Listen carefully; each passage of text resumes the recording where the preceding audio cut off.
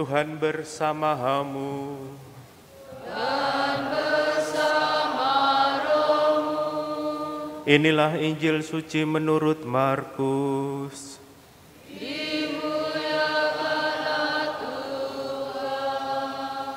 Pada awal karyanya, Yesus beserta murid-muridnya tiba di Kapernaum. Setelah hari Sabat mulai, Yesus segera masuk ke dalam rumah ibadat dan mengajar. Orang-orang takjub mendengar pengajarannya, sebab ia mengajar mereka sebagai orang yang berkuasa, tidak seperti ahli-ahli Taurat. Pada waktu itu di dalam rumah ibadat mereka, ada seorang yang kerasukan roh jahat.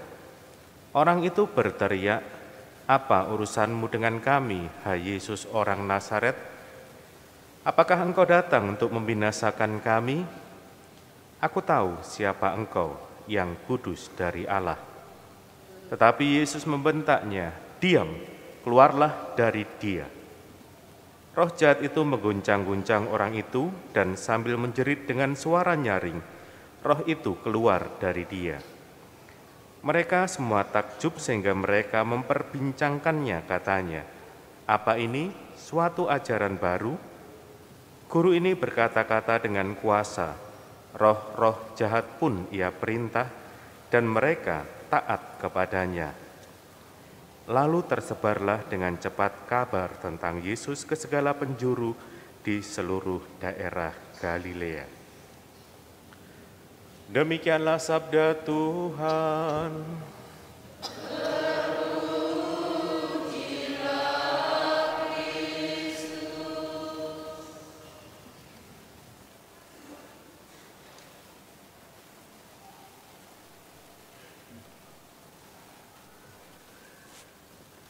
Bapak Ibu, saudara-saudari yang terkasih, kalau orang ingin mengenal siapa Yesus, tentunya tidak ada cara lain kecuali dari kitab suci. Karena di sanalah orang dapat membaca apa yang disabdakan, apa yang dilakukan, apa yang diajarkan oleh Tuhan Yesus, apa yang Dia perjuangkan. Pendek kata, bahwa semua yang terjadi tentang Yesus itu sebagian besar ditulis dalam kitab suci. Kita mendengar tadi dalam bacaan Injil Markus 1. Apa artinya? Jadi inilah awal dari Injil Markus. Markus 1 ayat 21 sampai 28. Dan cara yang disampaikan oleh Markus dalam perikop Injil yang tadi kita dengar, justru ada kekasan yang menjadi ciri dari Injil Markus. Salah satunya adalah Markus lebih mau menonjolkan reaksi orang atas apa yang disampaikan oleh Tuhan Yesus. Ya. Tadi memang kita mendengar bagaimana Yesus dikatakan masuk ke dalam rumah ibadat dan mengajar. Tapi tidak dikatakan apa yang sedang atau apa yang diajarkan oleh Tuhan Yesus. Justru reaksi atas pengajaran itulah yang kemudian mau ditampilkan. Ya. Orang-orang takjub mendengar pengajarannya. Ya, itu salah satu reaksinya. Sebab ia mengajar mereka sebagai orang yang berkuasa, tidak seperti ahli Taurat. Jadi ada yang membuat orang-orang takjub dikarenakan tentunya pengajaran Yesus. Dan pengajaran Yesus dikatakan berbeda dengan ahli-ahli Taurat. Kita bisa bertanya apa yang membedakan, ya, Apa yang membedakan, dan kita bisa memperdalam lagi. Bagaimana kitab suci juga mengatakan bahwa orang Farisi itu hanya berkata, tapi tidak bertindak. Dan inilah yang membedakan dengan ajaran yang disampaikan oleh Tuhan Yesus. Dia memberikan kekuatan kepada pengajarannya dengan tindakan, dengan perbuatan yang juga memberi kekuatan, memberi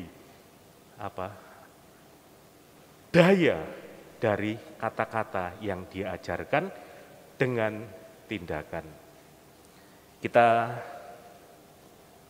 punya banyak ungkapan bagaimana seringkali orang yang hanya mengajar, hanya omong tapi tidak bertindak. Kita juga punya contoh misalnya. Contohnya apa? Saya mau ngomong tentang capres tapi enggak usah lah. Itu juga ada contoh tapi enggak usah. Yang lain aja. Ya, seperti itulah kekuatan dari apa yang diajarkan oleh Tuhan Yesus. Dia tidak hanya ngomong, tapi omongan itu dia laksanakan, dia lakukan. Itu yang pertama. Dan yang kedua, kita mendengar tadi, setelah peristiwa pengajaran itu, kemudian ada orang yang kerasukan roh jahat. Ya. Dia dihadapkan kepada Yesus, dia tahu siapa Yesus. Ya. Kalau kita lihat tadi, apa urusanmu dengan kami, hai orang Nazaret? Yesus orang Nazaret. Artinya dia kan tahu siapa Yesus, ya. Aku tahu siapa engkau, yang kudus dari Allah. Ya. Tahu, sekedar tahu, itu juga tidak menjadikan orang sungguh mampu beriman. Ya. Roh jahat ini tahu siapa Yesus, ya, tahu. Tapi dia tidak mau menjadi pengikut Yesus. Ada banyak orang yang tahu siapa Yesus, tapi tidak dalam hal menjadi muridnya. Maka berbagailah tentunya kita yang kita tahu, tapi kita juga mau jadi muridnya. Justru itulah kemudian kalau kita lihat apa yang dilakukan oleh Tuhan Yesus terhadap orang yang kerasukan roh jahat, maka kita juga diajak untuk melihat, kemudian syukur-syukur bisa meniru apa yang telah dilakukan oleh Tuhan Yesus.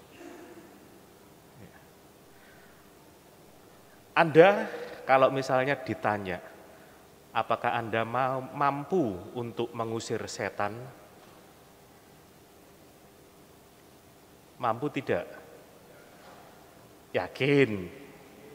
Yakin tidak mampu mengusir setan? Tapi kalau kita lihat logikanya ya, setan adalah representasi dari roh jahat. Maka salah satu cara untuk mengusir roh jahat tentunya dengan lawannya jahat apa? Lah sudah. Berarti sebetulnya Anda atau cara Yesus mengalahkan roh jahat itu dengan kebaikan. Dan itu bisa kita lakukan. Bisa kita perbuat.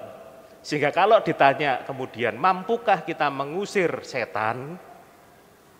Jawabannya adalah kok bingung? Mampu dong. Orang kita bisa berbuat baik kok. Ya. Masalahnya kemudian kemampuan itu apakah bisa kita lakukan setiap waktu? Maka tentunya kita berharap dan mohon kepada Tuhan supaya Yesus yang adalah sumber kebaikan juga memberi kekuatan kepada kita, memampukan kita untuk terus-menerus mengupayakan kebaikan dalam hidup kita. Itulah perjuangan kita. Itulah cara kita juga hadir sebagai murid-murid Tuhan Yesus.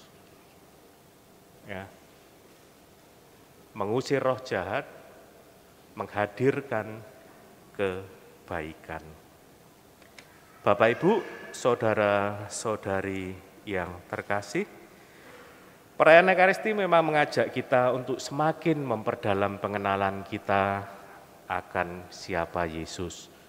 Dan hari ini kita belajar menyikapi, kemudian juga bereaksi kepada Dia.